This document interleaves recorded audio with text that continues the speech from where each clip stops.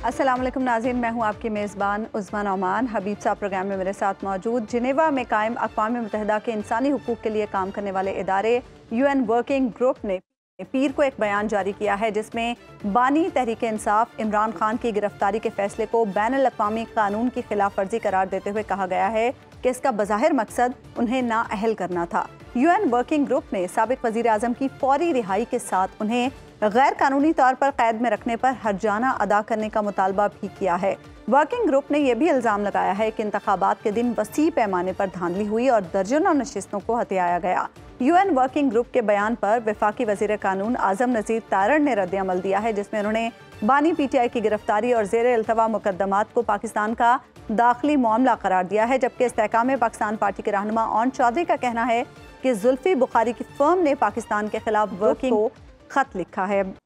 2016 में हम लंदन जाते हैं और वहाँ पर एक PR फर्म हायर करते हैं। हमारा मकसद पाकिस्तान की आगे हुकूमत को संभालना है। जो आज ये खत लिख रहे हैं इस UN वर्किंग ग्रुप को, साहब वहाँ बैठे पाकिस्तान के लिए के खिलाफ उसी PR फर्म को, ऐसे लोगों को एक्टिव करते हैं जो anti state anti Pakistan movement में इनका साथ दे रहे हैं। ये प्रॉपर एक कैंपेन नहीं, ये प्रॉपर एक ऐसी लॉबी क्रिएट की गई है फॉरेन में पाकिस्तान के खिलाफ। कभी ये PR फर्म पाकिस्तान की जमहूरियत के खिलाफ शब खून मारते हैं, कभी जमहूरी निज़ाम के खिलाफ।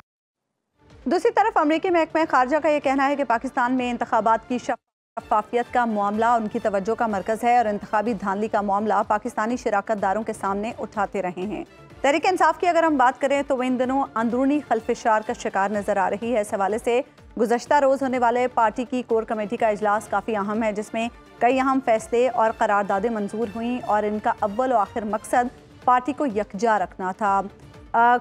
कुछ लोग ये कह रहे हैं कि दाल में कुछ तो काला है जिसकी वजह से ये सब कुछ हो रहा है। आखिर क्या वजह है कि दुनिया इमरान खान की रिहाई और इंतखाबात में धांधली की तहकीकात का मुतालबा कर रही है, लेकिन ऐसी मौसर आवाज़ और हिकमत अमल हमें PTI की तरफ से देखने में नहीं मिल रही। इसी तमाम तर सूरत हाल पर हम बात करेंगे। प्रोग्राम में हम ज्वाइन करें पाकिस्तान तहरीक इंसाफ के सीनियर रहनुमा शेख वक्कास अकरम साहब। शेख वक्कास अकरम साहब, सबसे पहले तो आपसे ये जानना चाहेंगे, UN वर्किंग ग्रुप की जो रिपोर्ट आई है उसमें PTI की कोशिशों का कितना अमल दखल है? देखें, अगर कोशिशों से मुराद ये है जिस तरह हमारे मुखालिफिन कह रहे हैं कि इन्होंने बंदे हायर किए हैं या खुदा न खास्ता को PR फर्म्स को पैसे दिए हैं या लॉबिस्ट हायर किए हैं, तो इसको तो मैं बिल्कुल इस बात को रद्द करता हूँ कि खुदा न खास्ता ये इल्ज़ाम एक इतनी बड़ी ज़िम्मेदार इंटरनेशनल बॉडी पे लगाया जा रहा है जो सिर्फ़ पाकिस्तान के हवाले से नहीं, पूरी दुनिया में इलीगल डिटेंशन के हवाले से वो वर्किंग ग्रुप काम करता है और पॉलिटिकल इलीगल डिटेंशंस के ऊपर वो अपनी रिपोर्ट्स देता है। तो मैं ये समझता हूँ कि ये बड़ा हमारी मुखालिफ हुकूमत का, फस्ताई हुकूमत का बड़ा गैर ज़िम्मेदाराना फ़ेल है कि सिर्फ़ अपने आप को कवर करने के लिए आप इतने बड़े फोरम्स की जो है क्रेडिबिलिटी को आप चैलेंज कर रहे हैं। तो मैं ये समझता हूँ कि जो इमरान खान साहब के हवाले से उनकी ऑब्जर्वेशंस आई हैं वो इसलिए हैं कि पूरी दुनिया के सामने आप कर रहे हैं जो कर रहे हैं। आपने कौन सा गोला रखा हुआ है, आपने कौन सी कोई शर्म या हया से काम लिया हुआ है? आप जो बेहूदगियाँ, जो टॉर्चर, जो फस्तायत कर रहे हैं वो ओपन है, सोशल मीडिया बता रहा है, TV बता रहा है, ओवरसीज़ पाकिस्तानीज़ वहाँ पे एहतजाज करते हैं, पाकिस्तानी यहाँ पे एहतजाज करते हैं, on the floor of the house तकरीरें होती हैं। ब्रिटिश हाई कमिश्नर जो है वो यहाँ आसमा जहांगीर साहबा के हवाले से जो एक कॉन्फ्रेंस होती है उसमें जो गुफ्तगू करती हैं, और फिर अमेरिकन जो फॉरेन कमेटी के हवाले से जो रेजोल्यूशन आती हैं, उसके बाद भी आप समझती हैं कि हमने किसी को इन्फ्लुएंस करना है? क्या दुनिया सो रही है? क्या दुनिया अंधी है? पाकिस्तान में बहुत सारे स्टेक्स हैं इंटरनेशनल कम्युनिटी के और उस हवाले से वो पाकिस्तान पे नज़र रखते हैं। मैं ये समझता हूँ कि दुनिया जाग रही है, आपको देख रही है, और मैं तंबीह करना चाहता हूँ इस हुकूमत को कि इस रिपोर्ट को आप किसी सेशन जज की रिपोर्ट मत समझिएगा जिसको उठा के रद्दी की टोकरी में फेंक दिया। यूरोपियन यूनियन या अमेरिकन जब भी अपने ट्रेड के हवाले से पॉलिसी मुरतब करते हैं तो इन वर्किंग ग्रुप्स और यूनाइटेड नेशंस की इन वर्किंग बॉडीज की ऑब्जर्वेशंस को सामने रखा जाता है। आपका सारा ट्रेड जो है और उसकी पॉलिसीज के हवाले से बनाई जाती है। जो मेजर कॉरपोरेशंस दुनिया में काम कर रही हैं बिजनेस की, बहुत बड़ी बड़ी कंपनीज जो इन्वेस्ट करती हैं थर्ड वर्ल्ड कंट्रीज में, जिनके पास हम जाते हैं पैसे मांगने के लिए कि आप आए इन्वेस्टमेंट करें, वो उसके जो शेयर होल्डर्स हैं उनमें ऐसे वर्किंग ग्रुप्स शामिल होते हैं, उनमें ऐसी ऑर्गेनाइजेशन शामिल होती हैं جو نہیں الاؤ کرتی ہیں ان کو بزنس ایسے ملکوں میں انویسٹ کرنا. سو میں بار بار کہہ رہا ہوں کہ یہ فسطائیت ختم کرے, یہ انلیگل ڈیٹینشنز کا سلسلہ پاکستان میں ختم کریں, ورنہ آنے والے دنوں میں ہمارے لیے, میں بار بار کہہ رہا ہوں, اسٹیٹ کے لیے, حکومت کے لیے, ہم سب کے لیے بحیثیت پاکستانی یہ درد سر بن جائے گا اور بہت بڑی مصیبت کی طرف ہم جا رہے ہیں. اچھا آپ یہ دیکھیں کہ جی ایس پی پلس ابھی بھائی ون لائنر, جب ہم جی ایس پی پلس کا کیس کئی سال لڑتے رہے ہیں یورپ میں, یاد ہے آپ کو جی ہمیں آپ سٹیٹس دے دیں جی ایس پی پلس, کدی وہ سانو کہندے سن کہ جی تسی پھانسیاں اپنے ملک چوں ختم کرو, کدی وہ کہندے سن کہ جی ہیومن رائٹس ابیوز ہو رہی ہیں وہ ختم کرو. جب تک ہم نے ان کے وہ سارے کے سارے چیزیں دور نہیں کی, جی ایس پی پلس کا سٹیٹس ہمیں نہیں ملا. یاد رکھیے گا بالکل ایسے ہی, وہ صرف ہیومن رائٹس ابیوز کی وجہ سے انہوں نے ہمیں کہا جی اسی تو کاروبار نہیں کرنا, یورپ نے سانو نہیں کاروبار کرنے دیتا. تو یہ اب آپ کیا کروانے جا رہے ہیں اس ملک کے ساتھ؟ اچھا یہ بتائیے گا فواد چودھری صاحب, ذرا سوری فواد چودھری صاحب کا بڑا ذکر آیا اس وجہ سے کہ وہ بڑا اٹیک کر رہے ہیں اور ان کے ساتھ کچھ دوسرے لوگ بھی مل کے اٹیک کر رہے ہیں. آخر ان کا کیا انٹرسٹ ہے؟ وہ تو بڑا علل اعلان کہتے ہیں کہ میں تو پارٹی چھوڑ کے ہی نہیں گیا, میں تو پارٹی میں واپس آنا چاہتا ہوں اور میں پارٹی کا حصہ ہوں, لیکن وہ اٹیک میں کہیں آپ کی ذات بھی آ جاتی ہے.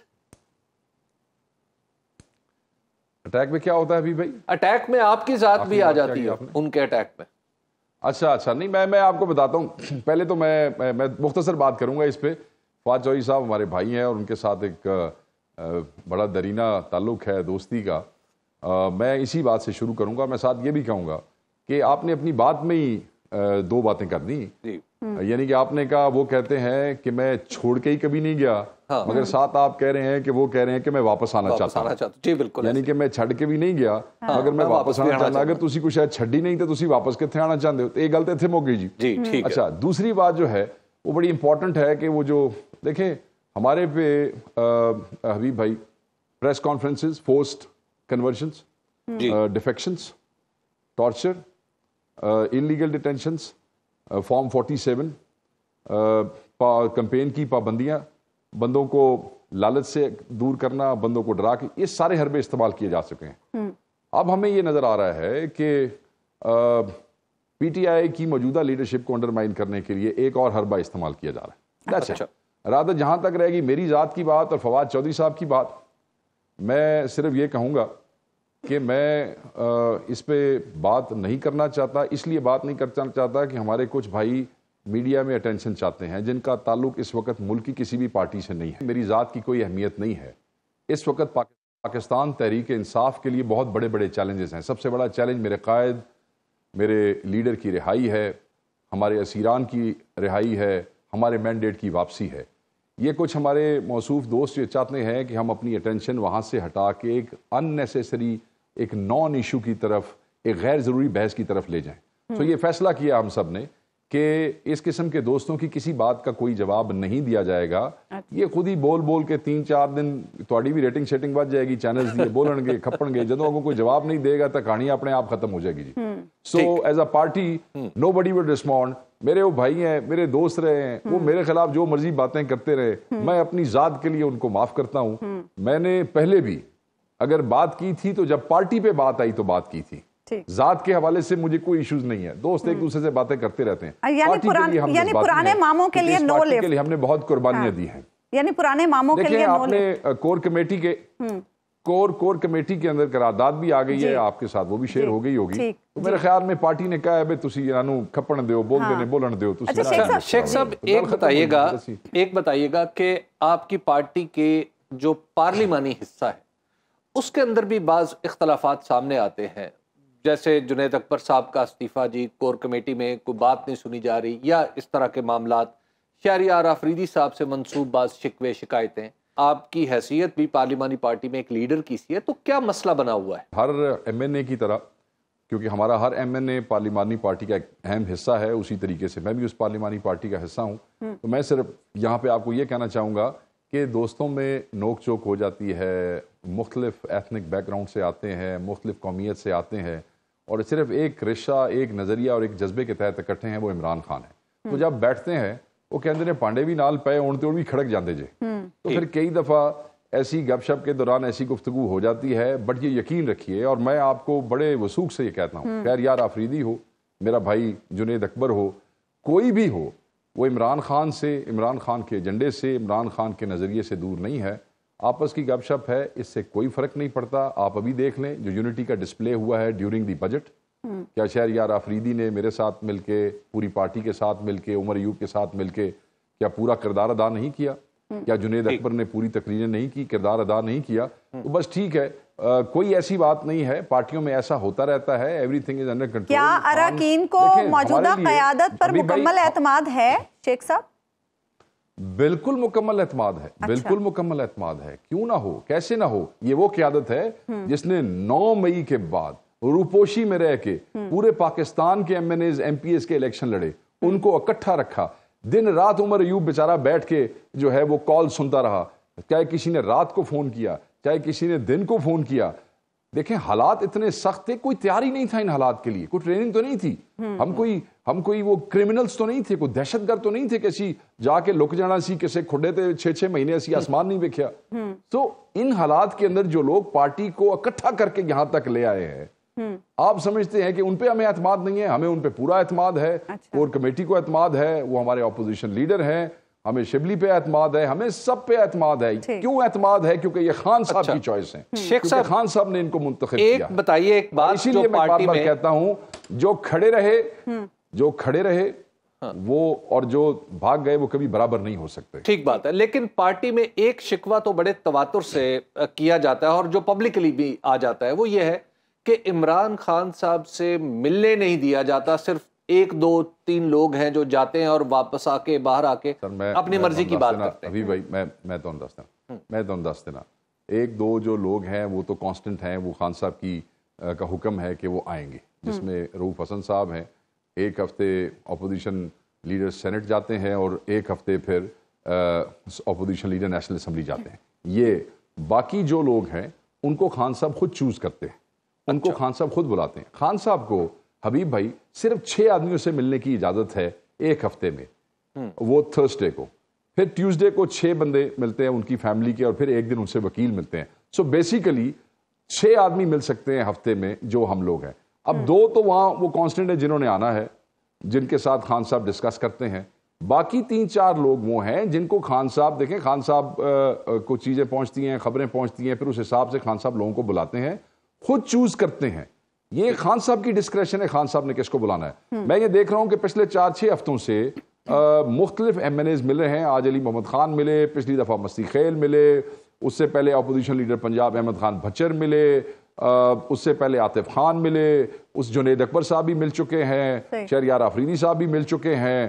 تو یہ سب 1 دفعہ مل چکے ہیں. اب جب ہفتے میں ملنے ہی 6 آدمیوں کو دیا جائے گا، جس میں سے 2 کانسٹنٹ ہیں اور باقی 4 تبدیل ہونے ہیں، اور اس کا فیصلہ بھی عمران خان نے کرنا ہے، تو یہ گلا جو ہے اگر کسی کو ہے تو میں سمجھتا ہوں کہ عمر بھائی جو ہے وہ بیٹھ کے انہیں سمجھا دیں گے اور وہ سمجھ جائیں گے. اچھا شیخ صاحب، مخصوص نشستوں کا معاملہ بڑا مگر میں ذاتی طور پہ سمجھتا ہوں، مگر میں ذاتی طور پہ سمجھتا ہوں کہ اگر ہم نے عدالت میں یہ پٹیشن بھی کی ہوئی ہے، یہ بھی آپ ضرور اپنے ذہن میں رکھیے گا کہ آپ 6 بندے نہیں، 24 بندوں کو ملنے کی اجازت دیں کم از کم، تاکہ خان صاحب اپنے زیادہ سے زیادہ ایم این ایز اور ایم پی ایز کو مل سکیں، تاکہ ان لوگوں کی جو تشنگی ہے لیڈر کو ملنے کی وہ دور ہو سکے. اچھا شیخ صاحب، مخصوص نشستوں کا معاملہ بڑا امپورٹنٹ ہے آپ لوگوں کے لیے، لیکن کیس ہم دیکھ رہے ہیں لٹکتا ہی جا رہا ہے. باغلی ہیرنگ 9 جولائی کو چلی گئی ہے، تو اس پر کیا پی ٹی آئی کو کوئی تشویش ہے؟ کہتے ہیں بڑی تشویش ہے جی، بڑی تشویش ہے. مطلب ایک طرف آپ سیٹرڈے سنڈے کو بھی کیس سنتے ہیں اور پھر تسی سیدھی تاریخ دے چھڑ دے 9 جولائی کی. میں کسی کنٹیمپ میں نہیں آنا چاہتا. عدالتوں کا معاملہ ہے، عدالتوں کو عوام بھی دیکھ رہی ہے، دنیا بھی دیکھ رہی ہے، اور تاریخ بھی لکھے گی کیا ہو رہا ہے یہاں پہ. ہر چیز دیکھ رہی ہے نا، آپ لوگ بھی دیکھ رہے ہیں. میں یہ سمجھتا ہوں لوگ یہ کہتے ہیں، لوگ یہ کہتے ہیں، وہ کو صافی بتا رہے تھے، کہتے ہیں جی کہ کم ہو رہا ہے علیحدہ علیحدہ، یہ جڑا زیادہ ٹائم لے رہے ہیں نا، علیحدہ علیحدہ کم ہو رہا ہے. دیکھو ادھر نتیجہ کی نکلتا جی. اچھا شیخ صاحب، اب بتائیے کہ 8 فروری کے بعد جو ماحول پیدا ہوا اور اس میں پاکستان تحریک انصاف نے بڑی اچھی کارکردگی کا مظاہرہ کیا الیکشن میں، اب یہاں سے آنورڈ جو آپ کی پارٹی کی مشکلات ہیں، کیا ان میں کوئی آسانی، کوئی کمی آپ کو نظر آتی ہے کہ عمران خان صاحب باہر آ جائیں، آپ کی پارٹی کو پنجاب میں کام کرنے کی اجازت مل جائے، اور اس طرح کے جو دیگر مسائل کا سامنا میں آپ کے کارکن کر رہے ہیں وہ بھی مسائل ختم ہو جائے؟ دیکھیں، میں اس وقت رابطہ کمیٹی خان صاحب نے بھی پنجاب کے لیے بنائی ہے، اس کو میں لیڈ کر رہا ہوں. میرے ساتھ سردار لطیف کھوسا صاحب ہیں، علی بٹر صاحب ہیں. ہمارا لاہور کا آفس نہیں کھل سک رہا، ہمارا پنجاب کا دفتر اس وقت تک بند ہے. پچھلے 3 ہفتوں میں خان صاحب کی کال پہ میں نے ذاتی طور پہ اپنے ضلع میں 3 احتجاج کیے، تینوں پہ FIRs ہو گئی ہیں. ٹھیک ہے جی، جیسے ہی احتجاج کی کال آتی ہے یہ دفعہ 144 لگا دیتے ہیں. صرف فیصل آباد ڈویژن میں انہوں نے 10 FIRیں دی پچھلے جمعے کو اور 73 آدمی گرفتار کیے. مختلف لوگوں کو پھنسایا جا رہا ہے. ابھی چند دن پہلے احمد چٹھا کے گھر جو ہے کی فیکٹری کو سیل کرنے کے لیے چلے گئے. مختلف MNAs MPs ہمیں وہ آسانیاں ہمارے لیے لوگ سمجھتے ہیں کہ آسانیاں پیدا ہو گئی ہیں. نہیں، آسانیاں نہیں ہوئی ہیں. طریقہ کار شاید تبدیل ہو گیا ہو، کچھ بندے روپوشی سے باہر آ گئے ہیں، انہوں نے حلف لے لیے ہیں، مگر ان کے لیے مثلا گجرانوالہ میں ہمارے MNAs واپس جا ہی نہیں سکتے ہیں. ان کی وہاں ان کو ڈسٹرکٹ میں ہی نہیں گھسنے دیا جا رہا، ڈویژن میں ہی نہیں گھسنے دیا جا رہا. ہاں، ہمارے لیے آسانی تب ہوگی جب ہمارا قائد باہر آئے گا. ٹھیک ہے، تو کوئی امکان ہے جب وہ باہر آئے گا تو سر ہم سب کیا کر رہے ہیں حبیب بھائی؟ یہ جو بار بار ہمیں کہا جاتا ہے جی کہ یہ اسٹریٹجی نکلا، اب دیکھیں جو میجر کالز آنی ہے وہ خان صاحب کی طرف سے آنی ہے. اس کے علاوہ نیچے عمر ایوب ہو گئے، گور ہو گئے، ہم سب ہو گئے جو پنجاب میں بیٹھے ہیں. ہر جمعے کو کوشش کرتے ہیں بندے باہر نکلے. ابھی ہم نے مال روڈ کے اوپر ایونٹ کیا ہے. کل ایک دن میں لاہور شہر کے اندر ہماری یوتھ نے 8 ایونٹس کیے ہیں ایک دن کے اندر سے. اس میں شیخو پورہ کے اندر ایونٹ ہوئے ہیں، پنجاب کے مختلف شہروں میں ہوئے ہیں، ابھی منصیرہ میں جلسہ ہو رہا ہے، پھر روات میں انشاءاللہ جلسہ ہونے جا رہا ہے. تو ہر اپنے وکیل بیچارے لگے ہوئے ہیں. آپ کو پتا ہے کہ ججوں کے ساتھ کیا ہو رہا ہے، خط آپ نے پڑھے ہیں. ہمارا ہر آدمی اگر کوئی دعا کر سکتا ہے تو دعا کر رہا ہے، اگر کوئی لڑ سکتا ہے پرامن طریقے سے لڑ رہا ہے، اگر کوئی وکیل ہے تو وہاں جنگ لڑ رہا ہے، فلور آف دا ہاؤس لڑ رہے ہیں، یہاں آپ کے ٹاک شوز میں بیٹھ کے مقدمے لڑ رہے ہیں. پنجاب میں فسطائیت کی حد ہے. پنجاب میں تو ہم موو نہیں کر سکتے، سیولین مارشل لا ہے پنجاب میں. اس کے باوجود ہم کوشش کر رہے ہیں کہ نکلے، پرچوں کو میٹر نہیں کر رہے. سو خان نکلے گا، سب لگے ہوئے ہیں اپنی اس کوشش کے اندر. یہ صرف چند لوگ ہیں جو اس وقت رہی صحیح لیڈرشپ جو ہے خان کی غیر موجودگی میں اس کو بدنام یا انڈرمائن کر کے اپنی دکان چمکانا چاہتے ہیں. تو ایک کوئی نہیں ہونا جنہوں نے روپوشیوں کے اندر خان کے نام پہ ٹکٹیں نکالی ہیں، آپ ان کو بریک کریں گے.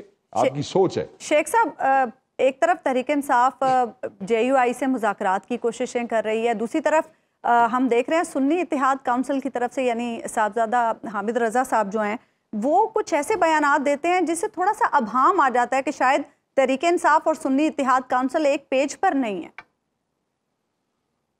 دیکھیں، نہیں، اس وقت تو تحریک انصاف کے سارے MNA سنی اتحاد کونسل کے MNAs ہیں، اور خان صاحب نے ٹرسٹ کیا. خان صاحب نے جو ہے وہ سنی اتحاد کونسل کی لیڈرشپ کے خلاف تو کوئی وہ نہیں دیا اور اپنی ساری پارٹی ان کے حوالے کر دی. ان کا ایک بیک گراؤنڈ ہے ماضی کا، JUIF کا اور سنی اتحاد کونسل کا. وہ میرے خیال میں حبیب بھائی بہتر سمجھتے ہوں گے، ان کے ذہن میں ہوگا.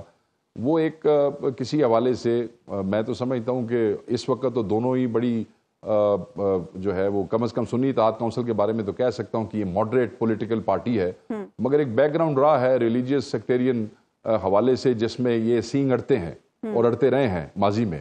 مگر حامد رضا صاحب کوئی بھی ایسا کام نہیں کریں گے جس سے پاکستان تحریک انصاف کے لیے کوئی مشکل ہو یا ہمارے اور ان کے قائد عمران خان کے لیے کوئی پریشانی ہو. میری ان سے بات ہوئی ہے، ایک ماضی ہے، کئی دفعہ ایسی چیزیں ہو جاتی ہیں، مگر وہ کبھی بھی خان کا یا تحریک انصاف کا نقصان نہیں کریں گے. ٹھیک ہے، بہت بہت شکریہ شیخ وقاص اکرم صاحب ہمارے ساتھ موجود تھے. ایک بریک ہم لیں گے ناظرین، بریک کے بعد واپس آئیں گے تو حبیب صاحب سے گفتگو. ویلکم بیک ناظرین. حبیب صاحب، پہلے کانگریس کی قرارداد، پھر امریکی محکمہ خارجہ کا یہ بیان کہ پاکستان میں شفاف انتخابات کے معاملہ ان کی توجہ کا مرکز ہے اور اس معاملے پر وہ شراکت داروں سے بات بھی کرتے رہے ہیں، اور اب یہ رپورٹ UN ورکنگ گروپ کی، پاکستان پر کیا امپیکٹ ہوگا اس کا؟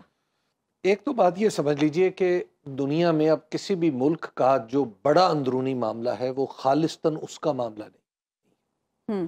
پوری دنیا میں یہ جو معاملے جن کو ہم کہتے ہیں نا کہ ہمارا اندرونی معاملہ جیسے داخلی معاملہ ہے، جیسے ہمارے وزیر قانون نے بھی کہا ہے، یہ کہنا آسان ہے، یہ دنیا اس کو نہیں مانتی، ورنہ دنیا میں تو پھر یونائٹڈ نیشن کا وجود ہی ختم ہو جائے. ایک بات. دوسری بات یہ ہے کہ آپ دیکھ لیجئے انڈیا کی جو ریلیجس منورٹیز کے حوالے سے جو رپورٹ آئی تھی وہ بھی آئی تھی نا. آج کل افغانستان کا ایک مسئلہ بنا ہوا ہے کہ افغانستان میں جو سب سے بڑی رکاوٹ ہے اس کے تسلیم کیے جانے میں طالبان کی حکومت کو، وہ یہ ہے کہ وہ نمبر 1 وہ پولیٹیکلی انکلوسیو نہیں ہے، یعنی وسیع البنیاد حکومت نہیں بنا رہے، اور دوسری بات یہ ہے کہ خواتین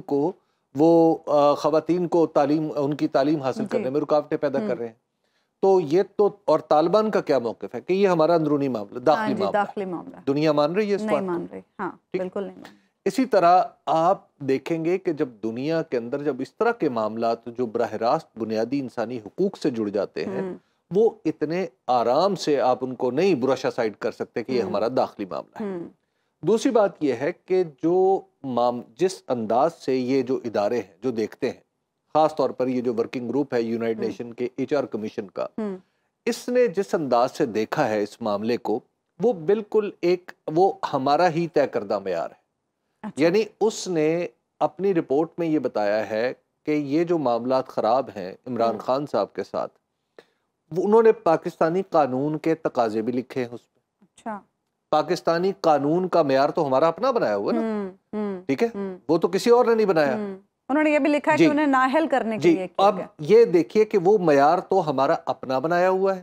اسی طرح پھر انہوں نے ہمارا دستور، اس کو بھی کوٹ کیا ہے، تو کیا دستور بھی انہوں نے بنایا ہوا ہے؟ تو یہ تو ہمارے اپنے طے کردہ معیار ہے۔ تیسرے وہ کنونشنز اور جو اقوام متحدہ کے ساتھ ہمارے معاہدے ہیں، یعنی وہ معاہدے جو تمام دنیا نے قبول کیے ہیں اور ان پہ ہم نے بھی دستخط کیے ہیں، ان کنونشنز پہ یا کووننٹس پہ، اب جن پہ، اور پھر دوسری کیٹیگری میں ان کو انہوں نے رکھا ہے کہ جناب پاکستان نے اس معاہدے پہ بھی دستخط کیے ہیں، اس معاہدے پہ دستخط کیے ہیں، اس معاہدے پہ بھی دستخط کیے ہیں، یعنی گویا ہم نے پاکستان کے قانونی نظام کے ساتھ ساتھ دنیا میں چلنے والے قانونی نظام کو بھی ایڈمٹ کیا ہوا ہے، ٹھیک ہے۔ اسی وجہ سے انہوں نے کہا کہ چونکہ آپ پارٹی ہیں، چونکہ آپ نے وہ معاہدوں پہ سائن کر رکھے ہیں، اس لیے ہم اس معاملے کا نوٹس لے رہے ہیں، اور یہ داخلی معاملہ، اور یہ اس طرح پھر آپ کا معاملہ اسٹرکٹ سینس میں داخلی نہیں رہتا۔ صحیح ہے، آپ حکومت سے حکومت، یعنی امریکہ کی حکومت تو یہ کہہ سکتی ہے کہ داخلی، لیکن اقوام متحدہ کو آپ کیسے کہیں گے؟ اقوام متحدہ کو آپ کو مطمئن کرنا پڑتا ہے۔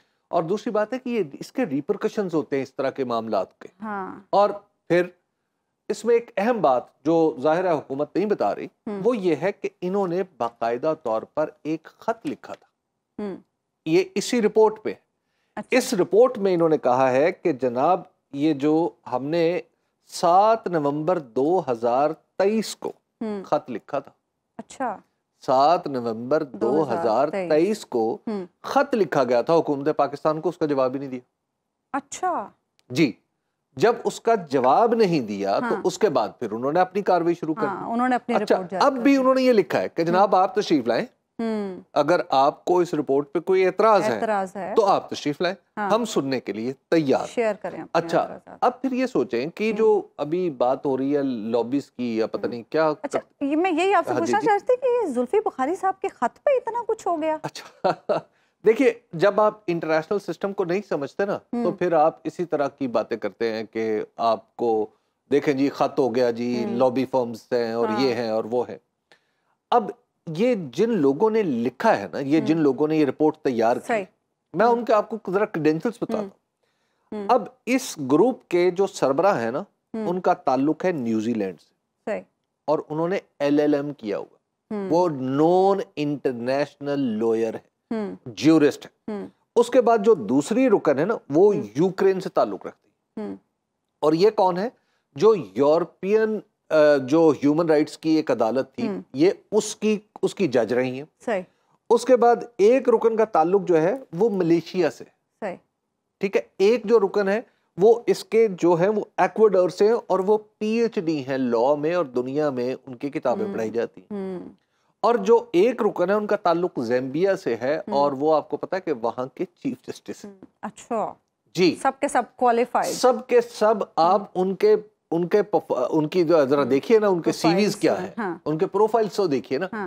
جب آپ دیکھتے ہیں تو آپ کیا سمجھتے ہیں کہ اس درجے کے لوگ ایک خط پہ وہ سارے نتائج اخذ کر لیں گے جو انہوں نے اس خط میں لکھے ہیں. ایسا نہیں ہوتا. اچھا اس وقت بریک پہ جانے سے پہلے اون چودھری صاحب میدان میں آئے ہیں اور کہہ رہے ہیں کہ میں پی ٹی آئی کے خلاف بڑے ثبوت ہیں وہ رکھوں گا سامنے سب کے. دیکھیے اون چودھری صاحب کے پاس جو ثبوت تھے غالباً ان کا تو خاتمہ ہو چکا ہے. اچھا. وہ ثبوت تھے جن کا وہ فراہم کر چکے ہیں گواہی کی صورت میں عدالت میں کہ جو طلاق اور شادی اور عدت کے مسائل میں. ٹھیک ہے. اس کے بعد وہ الیکشن جیت گئے. ٹھیک ہے. اب وہ الیکشن جیتے نہیں. فارم 45 کچھ اور کہہ رہا تھا, انہیں فارم 47 مل گیا. صحیح. جب وہ عدالت گئے پھر انہیں فارم 47 مل گیا. تو اب وہ کیوں میدان میں آئے؟ اب وہ میدان میں آ جائے تو اس سے فرق کیا پڑ رہا ہے؟ مطلب اس سے مجموعی طور پر صورتحال میں کیا فرق پڑ رہا ہے؟ کوئی فرق نہیں. وہ irrelevant ہے. دیکھیے irrelevant تو کہنا ذرا سخت لفظ ہے. بات یہ ہے کہ آپ کے پاس کچھ ہونا چاہیے نا. ٹھیک ہے. یہ دعوے کیے نہیں جاتے, یہ کر کے دکھائے جاتے. ٹھیک ہے. اگر آپ کے پاس ثبوت ہیں تو آج وہ پیش کر دیے جاتے. اب ان کے پاس جو کچھ بھی ثبوت اور ان کی گواہیاں تھی نا, وہ اس دن کے بعد تو نہیں وہ کوئی ثبوت اور گواہی ان کے پاس رہی نا. زبانی جمع خرچہ ہے. ان کے پاس جو کچھ تھا وہ لیمو کی طرح نچوڑ چکے ہیں. ٹھیک ہے. ایک بریک ہم لیں گے ناظرین, بریک کے بعد واپس آئیں گے مخصوص نشستوں کے کیس کے حوالے. ویلکم بیک ناظرین. سنی اتحاد کونسل کی مخصوص نشستوں کے کیس میں سپریم کورٹ کا یہ کہنا ہے کہ مخصوص نشستوں کا تنازع الیکشن کمیشن کی غلطیوں کی وجہ سے پیش آیا. سپریم کورٹ کی ڈیوٹی نہیں کہ غلطی کو ٹھیک کرے. عدالت انصاف کے تقاضوں کا نہیں, آئین اور قانون کا اطلاق کرتی ہے. چیف جسٹس قاضی فائز عیسیٰ کی سربراہی میں فل کورٹ میں آج اٹارنی جنرل منصور عثمان آوان نے اپنے دلائل میں کہا کہ کم از کم ایک نشست جیتنے پر ہی سیاسی جماعت کو مخصوص نشستیں ملیں گی. جسٹس عطر من اللہ نے ریمارکس دیے کہ الیکشن کمیشن نے ایک سیاسی جماعت کو انتخابات سے باہر کیا. الیکشن کمیشن نے فیصلے کی غلط تشریح کر کے آئین کی سنگین خلاف ورزی کی. کیا ہم الیکشن کمیشن کی غلط تشریح کو قانونی قرار دیں؟ کیا کمرے میں موجود ہاتھی کو نظر انداز کیا جا سکتا ہے؟ کیا یہ نظریہ ضرورت نہیں ہوگا؟ اس کیس کی مزید سماعت اب 9 جولائی کو ہوگی. اسی پر مزید پروگرام میں ہمیں جوائن کر رہے ہیں سینئر کورٹ رپورٹر عدیل سرفراز. عدیل, کل جب ہماری آپ سے بات ہوئی تھی کیس کے حوالے سے تو آپ نے بتایا تھا کہ کل کی سماعت سے جو آپ نے ایک اندازہ لگایا کہ سچویشن 50-50 چل رہی ہے. آج کیا اندازہ ہے آپ کا؟ آج آپ اندازہ اس بات سے لگا سکتے ہیں کہ سماعت مؤخر کر دی گئی ہے 9 جولائی تک. آج کی جو سماعت ہے اس میں جسٹس حسن اظہر رضوی نے جو آخری چند لمحات تھے اس میں ایک بڑا اہم سوال کیا, جس سے اس وقت ایکویشن جو ہے وہ تبدیل ہوتی نظر آ رہی ہے. کیونکہ پہلے یہ سمجھا جا رہا تھا, یہ نظر آ رہا تھا کہ جسٹس حسن اظہر رضوی جو ہیں وہ چیف جسٹس قاضی فائز عیسیٰ کے کیمپ میں ہے. کیمپ سے مراد کہ ان کی سوچ بھی ان سے ممانعت رکھتی ہے, مماثلت رکھتی ہے جو جسٹس قاضی فائز عیسیٰ کی ہے کہ جو مخصوص نشستیں ہیں ہم نے آئین اور قانون کی روشنی میں فیصلہ کرنا ہے اور اس طرح پھر پشاور ہائی کورٹ کا فیصلہ برقرار رہے گا. مگر آج انہوں نے ایک سوال اٹھایا. انہوں نے کہا ہے جو مخصوص نشستیں دیگر سیاسی جماعتوں کو تقسیم کی گئی ہیں, انہوں نے خیبر پختونخوا کی مثال دی, مسلم لیگ نواز کو انہوں نے کہا کہ مخصوص نشستیں جو دی گئی ہیں اور اس کے علاوہ جمعیت علماء اسلام جو ایک نشست بھی نہیں جیتی خیبر پختونخوا میں, اس کو بھی ایک نشست مل گئی ہے. تو اس کے اوپر انہوں نے کچھ سوالات اٹھائے اور پھر جسٹس جمال خان مندوخیل نے بھی اس میں اپنا حصہ ڈالا. حصہ بقدر جسہ کی انہوں نے وہاں پر ایک ٹرم یوز کی جو کہ ایک فارسی کہاوت ہے. اس سے نظر یہ آ رہا ہے کہ جو ایکویشن کل ہمیں 50-50 نظر آ رہی تھی آج 60-40 ہو گئی ہے. ہم تو بہرحال ابھی تک بس وہ عامر لیاقت کے کہنے پر تکے ہی لگا رہے ہیں, مگر ابھی تک ہمیں نظر یہ آ رہا ہے کہ جو ججز صاحبان ہیں وہ اب کمپلیٹ جسٹس کی جانب راغب ہوتے نظر آ رہے ہیں. اور آج ایک لمحہ ایسا آیا کہ اٹارنی جنرل آف پاکستان نے کمپلیٹ جسٹس کو مکمل طور پر مسترد کیا اس کیس میں کہ کمپلیٹ جسٹس یعنی آئین کا جو آرٹیکل 187 ہے جو سپریم کورٹ کو یہ پار دیتا ہے ایکسکلوسیو کہ وہ کمپلیٹ جسٹس کر سکتی ہے کسی بھی مقدمے میں اس کو براڈ کر سکتی ہے. یہاں پر انہوں نے کہا کہ اس معاملے میں اس نقطے کے اوپر سپریم کورٹ یہ نہیں کر سکتی. تو جسٹس منصور علی شاہ نے کہا کہ کیا آپ یہ چاہتے ہیں کہ ہم اپنی آنکھیں بند کر لیں اور جو ہو رہا ہے اس کو نظر انداز کر دیں. یہ بڑا ایک پرٹیکولر اور میرے خیال سے ایک ٹرننگ پوائنٹ تھا اس کیس میں, کیونکہ اس سے قبل صرف جسٹس عطر من اللہ ہی کمپلیٹ جسٹس کی بات کر رہے تھے اور وہ ایک اقلیتی رائے تصور کیے جا رہے تھے. آج جسٹس منیب اختر, جسٹس منصور علی شاہ, اکثر ججز صاحبان نے کمپلیٹ جسٹس کے حق میں بات کی ہے. تو اس سے بظاہر نظر یہ آ رہا ہے کہ یہ معاملہ جو ہے مزید آگے ابھی جائے گا. اور اس پہ مزید یہ بتائیے گا عدیل کہ آج یہ توقع کی جا رہی تھی کہ شاید کاروائی مکمل ہو جائے, یہ میرا ہی تاثر تھا یا آپ کا بھی یہی تاثر تھا کہ کورٹ کو دیکھتے ہوئے کہ شاید آج کارروائی مکمل ہو جائے گی، لیکن آج میری توقع کے کم از کم برعکس بالکل معاملہ آگے چلا گیا؟ سر بالکل، ہماری توقع تو تب سے یہ ہے کہ جب عید کے بعد 2 روز کی اکٹھی کال لسٹ جاری کی گئی تھی، آپ کو یاد ہوگا 24 اور 25 تاریخ کی، بالکل، اور فل کورٹ 2 دن کے لیے اور کوئی مقدمہ بھی سپریم کورٹ میں نہیں لگا تھا، تو ارادہ تو ابتدائی طور پر یہی تھا کہ اس مقدمے کو 2 روز میں کنکلوڈ کرنا ہے۔ اس کے بعد کوشش بھی کی گئی مگر نہیں ہو سکا، اور پھر ہم دیکھتے رہے کہ کوشش بھی نہیں کی گئی کہ اس مقدمے کو کنکلوڈ کیا جائے، اور ہلکی سی اگر کہیں پر کوئی بات بھی ہوتی ہے تو چیف جسٹس کہہ دیتے ہیں آج کوشش کی جا سکتی تھی۔ عدیل، آپ کو کیا لگتا ہے، کیونکہ آج جو فیصل صدیقی نے دستاویزی ثبوت پیش کیے ہیں کہ الیکشن کمیشن نے سنی اتحاد کونسل کو پارلیمانی پارٹی قرار دیا تھا، اس نقطے پر میرے خیال سے کنکلوڈ کیا جا سکتا تھا، آپ کیا سمجھتے ہیں؟ دیکھیں، اس نقطے پر کنکلوڈ اگر جسٹس اطہر من اللہ یا جسٹس منصور علی شاہ یا جسٹس منیب اختر کے ہاتھ میں ہوتا تو شاید ہو جاتا۔ اب کیونکہ پریزائڈ کر رہے ہیں چیف جسٹس قاضی فائز عیسیٰ صاحب، اور ان پر منحصر ہے کہ وہ کب کنکلوڈ کریں گے۔ اوورآل آج اگر آپ جو سوال کر رہی ہیں اس کا جواب اگر سیدھا سادہ دیا جائے تو آج بالکل کنکلوڈ ہو سکتا تھا۔ گزشتہ روز آپ کو یاد ہوگا عدالت نے پہلے ہی یہ واضح کر دیا تھا چیف جسٹس نے کہ 1:30 تک ہم اس مقدمے کو سنیں گے، تاہم 1 بجے ہی یہ طے کر لیا گیا کہ آج یہ مقدمہ کنکلوڈ نہیں ہو سکتا، لہٰذا اس کو مؤخر کیا جائے گا، جبکہ ایک وکیل کے دلائل رہتے تھے اور وہ تھے جواب الجواب میں فیصل صدیقی صاحب کے، اور انہوں نے بھی عدالت سے کہا تھا کہ 10 سے 15 منٹ ہارڈلی وہ لیں گے، مگر چیف جسٹس نے کہا کہ پھر سوال جواب ہوتے ہیں تو وقت زیادہ لگ جاتا ہے، تو بہتر یہی ہے کہ 9 جولائی تک اس مقدمے کو لے جایا جائے۔ ادروائز اگر وہ چاہتے تو یہ مقدمہ آج کنکلوڈ ہو سکتا تھا، مگر شاید اب بھی جو معاملات ہیں وہ بیک ڈور کچھ تبدیل ہوں یا کچھ ججز صاحبان ہیں ان کی رائے تبدیل بھی ہو سکتی ہے، جیسا کہ ہم نے دیکھا کہ 3-4 روز قبل جسٹس جمال خان بندوخیل کی اوپینین کچھ اور تھی، اور اب ویکینڈ سے واپسی کے بعد ان کی رائے میں تھوڑی سی تبدیلی ہم دیکھ رہے ہیں، تو ہو سکتا ہے جسٹس حسن رضوی کی رائے بھی تبدیل ہو جائے یا فریدی صاحب۔ تو یہ بتائیے کہ جسٹس جب جیسے آپ کہہ رہے ہیں کہ رائے، یہ کیا الگ سے پھر بیٹھیں گے ججز؟ طریقہ کار کیا ہے کہ ججز بیٹھتے ہیں، یہ 13 جج کو اجلاس میں بیٹھیں گے، پھر ایک دوسرے سے ڈیلیبریشن کریں گے؟ مقدمہ زیر سماعت ہوتا ہے، اس میں تو اصولی طور پر ججز صاحبان کبھی بھی آپس میں بیٹھ کر کمرہ عدالت کے باہر ڈسکس نہیں کرتے، یہ تو ایک اصول طے ہے۔ اگر ججز صاحبان کی آپس میں دوستیاں بھی ہوتی ہیں، تعلق بھی ہوتا ہے اور وہ ڈسکس کر لیتے ہیں کئی پہلو، یہ بات ایک ہو سکتی ہے۔ دوسری بات ہوتی ہے کئی ججز صاحبان خود جو کیس فائلز ہیں ان کو کھول کر دیکھتے ہیں، کیتھارسس کرتے ہیں، اس پورے کیس کا دوبارہ سے جائزہ لیتے ہیں، اور ان کی رائے میں کئی جو چیزیں ہیں نئی بھی سامنے آ جاتی ہیں۔ ٹھیک، اچھا عدیل، آج جوڈیشل کمیشن کا بھی تو اجلاس ہوا جس میں لاہور ہائی کورٹ کی چیف جسٹس کا انتخاب کیا گیا اور سندھ ہائی کورٹ کے چیف جسٹس صاحب کا انتخاب بھی کیا گیا۔ لاہور ہائی کورٹ کے حوالے سے تو بڑے خطوط بھی لکھے گئے تھے جسٹس قاضی فائز عیسیٰ صاحب کو کہ سینیورٹی کے اصول کو مد نظر رکھا جائے۔ جی بالکل، اور یہ واقعی آپ کی بات درست ہے، چیف جسٹس قاضی فائز عیسیٰ کو خطوط لکھے گئے یا نہیں یہ بڑی بات نہیں ہے، چیف جسٹس قاضی فائز عیسیٰ نے خود بڑے خطوط لکھے ہیں کہ سینیورٹی کے اصول کو نظر انداز نہیں کیا جانا چاہیے، چاہے وہ جسٹس آصف سعید کھوسہ ہوں، ثاقب نثار ہوں، بندیال ہوں یا پھر گلزار احمد، ان تمام کو ہی انہوں نے بطور ممبر جوڈیشل کمیشن خطوط لکھے ہیں۔ متعدد ججز صاحبان کی سپریم کورٹ میں ایلیویشن کے، کیونکہ وہ جونیئر تھے، جسٹس منیب اختر کو دیکھ لیں، جسٹس عائشہ ملک کو دیکھ لیں، جسٹس محمد علی مظہر، جسٹس شاہد وحید، ان تمام کے ناموں پر جسٹس قاضی فائز عیسیٰ کا اختلاف رائے ریکارڈ پر موجود ہے۔ جسٹس عائشہ ملک، جسٹس محمد علی مظہر اور جسٹس شاہد وحید کے نام پر تو اجلاس ہوا۔ جسٹس قاضی فائز عیسیٰ غالباً اس وقت بیرون ملک اسپین میں موجود تھے، ویڈیو لنک سے شریک ہوئے اور ایک تنازع بھی ہوا، اور آپ کو یاد ہوگا پہلی دفعہ تاریخ میں جسٹس عمر عطا بندیال صاحب کو ایونچولی جو کچھ اس روز جوڈیشل کمیشن میں ہوا وہ منظر عام پر لانا پڑا، اور انہوں نے آڈیو بھی سامنے آ گئی جاری کروا دی۔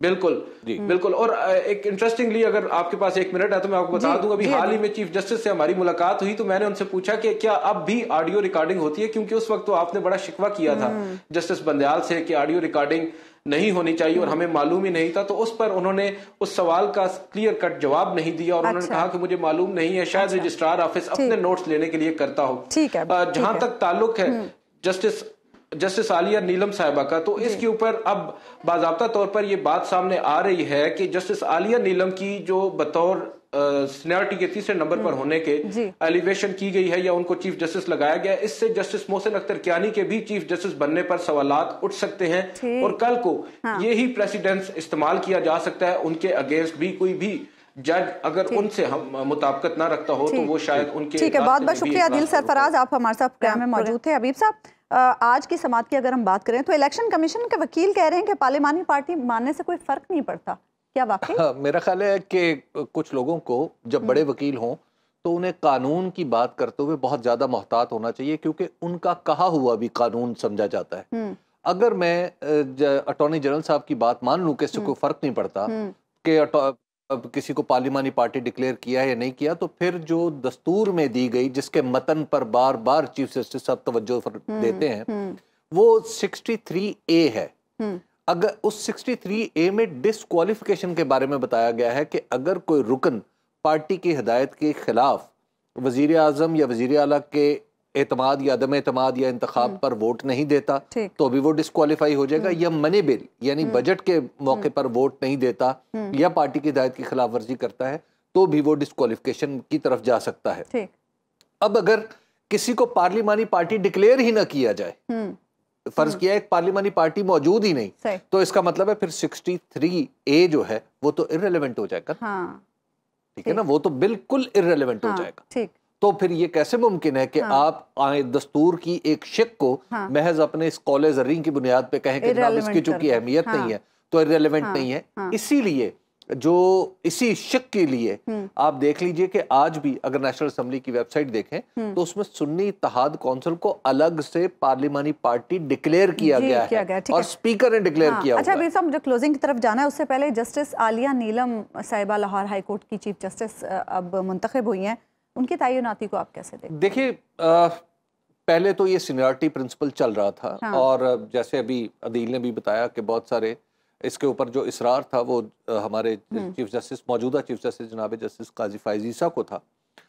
अब ज़ाहिर रूल्स में तरमीम की गई।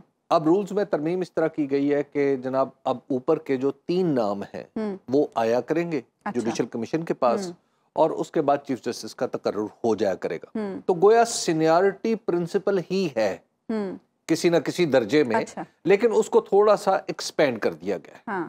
तो जस्टिस आलिया नीलम साहिबा एक तो खातून होने के नाते मेरा ख्याल है कि पाकिस्तान की इज्जत में भी इजाफा होगा। पंजाब लाहौर और पाकिस्तान की सबसे बड़ी हाई कोर्ट की वो अब चीफ जस्टिस है और उम्मीद की जानी चाहिए कि वो इंसाफ भी करेंगी और इंसाफ के रास्ते में कोई किसी भी रुकावट को खातिर में नहीं लाएंगी। और ख़ास तौर पर 9 मई के मुकदमात उनके सामने पहले से लगे हुए हैं जिसमें बहुत सारे लोगों की ज़मानतें होनी हैं। वकला कहते हैं कि बहुत सारे लोग ज़मानत पे रिहा हो सकते हैं। तो अब मेरा ख्याल है कि उनका ये इम्तहान भी शुरू हो गया। ठीक है, प्रोग्राम का वक्त खत्म हुआ नाज़रीन, आपसे मुलाकात होगी इंशाल्लाह कल अल्लाह ने के बाद।